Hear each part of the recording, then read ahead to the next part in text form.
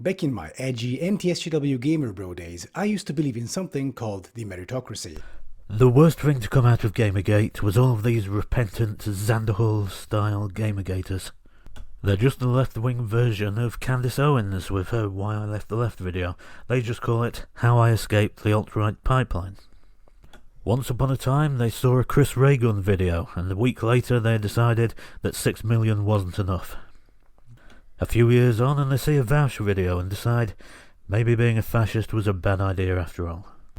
And so now, years later, they've all become the sort of opportunistic establishment feminist grifters that we all had a problem with back in the days of Gamergate. Meaning that in modern society, everyone is rewarded according to their merits and not superficial characteristics such as gender or skin color. Obviously, it's always going to be race and sex with these people.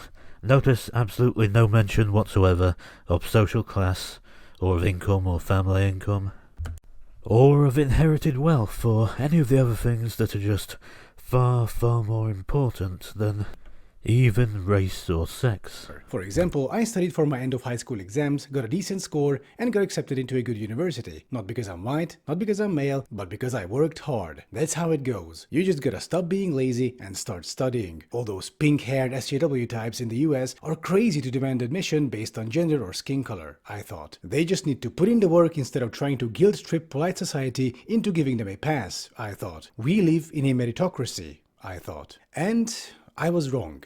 And again there's the focus on race and sex, and we all know which sex SJWs want to favour.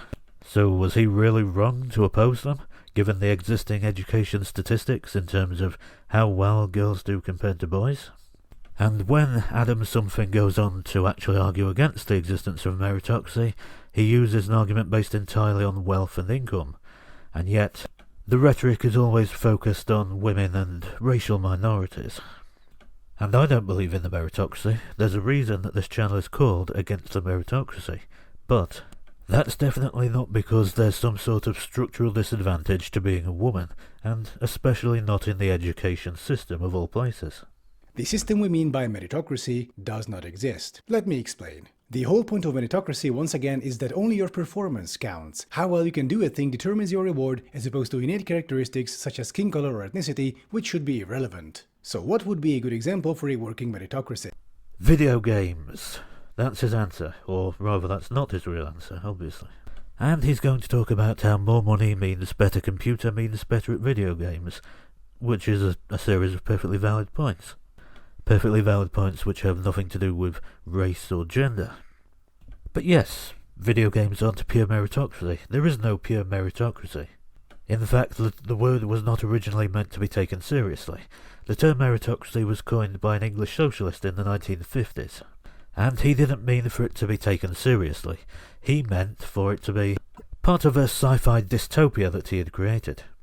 Meritocracy was intended to be an antithetical to democracy. In democracy, power is spread out, social hierarchies are levelled. On the other hand, in a meritocracy, there's no need for that, because the people at the top are perceived to be deserving of their position of power. And that's about it. Because then he starts talking about wealth, and he's actually got some pretty sensible suggestions for how to deal with things. My biggest problem with Adam Something is that he seems to think a democracy would actually be something...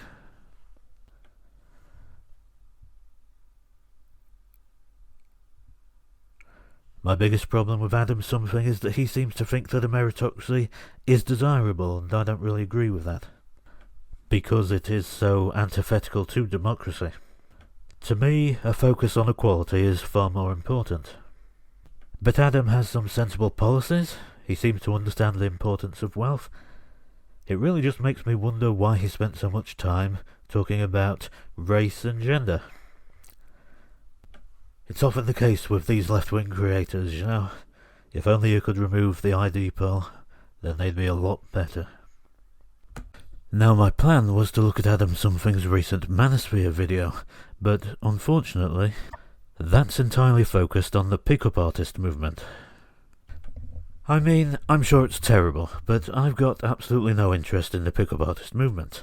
My big problem with Adam Something's video is going to be that he's made an effort to link the manosphere, let's say, to the entire pick-up artist movement. An attempt to link political movements such as the men's rights movement, which are aimed at various forms of activism and reform, to people like Andrew Tate, who are mainly aimed at sex crimes and various wrongdoing. So I'm not going to bother wasting my time with it. Adam Something has done some decent content. He's particularly good at the urbanism content, but unfortunately, you just find these sort of feminist assumptions randomly inserted into his videos, which really ruins the whole thing. So his entire channel ends up being just like this Meritocracy video.